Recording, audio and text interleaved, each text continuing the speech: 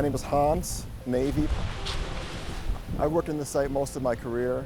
Under our feet are 8.3 million cubic yards of waste.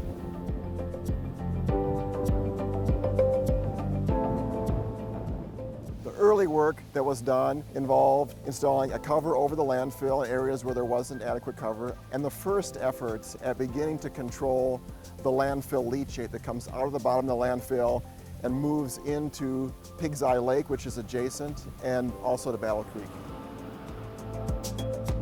Looks can be deceiving.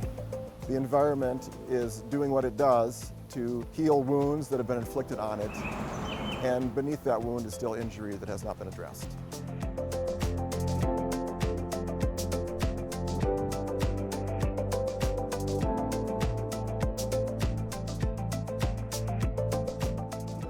I do feel a connection to all this, and I have mixed feelings about it. It's a big problem. There's been good work done that has made a not good situation better. And I also feel like how much more needs to get done. What the possibilities hold here for renewal of this whole area.